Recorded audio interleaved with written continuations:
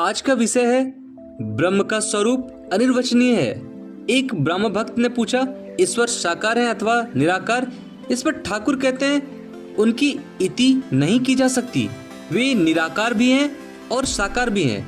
भक्तों के लिए वे साकार हैं। जो ज्ञानी है, संसार को जिन्होंने सपनवत मान लिया है, उनके लिए वे निराकार भी हैं। भक्त का यह विश्वास है कि मैं एक पृथक सत्ता हूँ तथा संसार एक पृथक सत्ता, इसलिए भक्त के निकट ईश्वर व्यक्ति के रूप में आते हैं। ज्ञानी जैसे वेदांतवादी सिर्फ नेति नेति विचार करता है।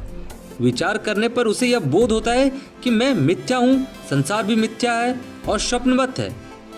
ज्ञानी ब्रह्म को बोध रूप से देखता है, परंतु वे क्या, यह मुंह से नहीं कहा जा सकता है कि ब्रह्म क्या है। वे किस तरह हैं जानते हो?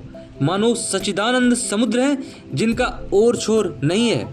भक्ति के हिम से जगह जगह जल बर्फ हो जाता है, बर्फ की तरह जम जाती है।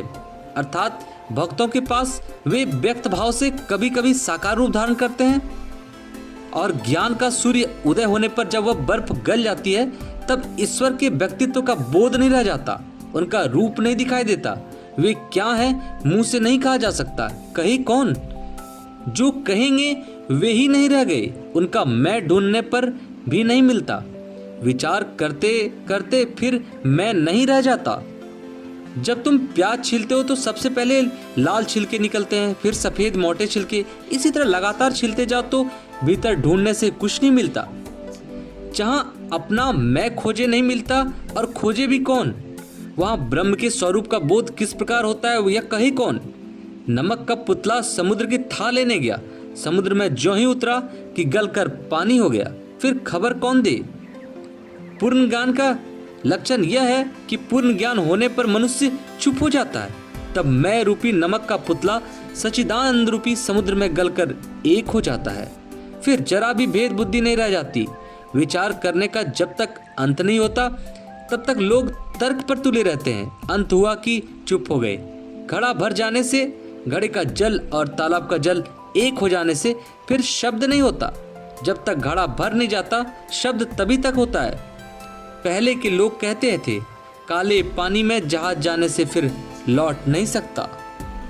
इसके बाद ठाकुर बताते हैं कि भक्ति मार्ग अत्यधिक सरल है। वे कहते हैं कि मैं मरा कि नहीं और यही बला टली। अर्थात आपका जो मैंपन का अहंकार है, इसके जाते ही सारी बला टल जाती है। विचार चाहे लाख करो पर मैं अर्थात अहंकार दूर नहीं होता।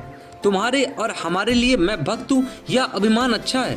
भक्तों के लिए सगुण ब्रह्म है, अर्थात वे सगुण अर्थात मनुष्य के रूप में दर्शन देते हैं। प्रार्थनाओं के सुनने वाले वे हैं। तुम लोग जो प्रार्थना करते हो वह उन्हीं से करते हो। तुम लोग न तो वेदांतवादी हो न ज्ञानी हो, तुम लोग भक्त हो।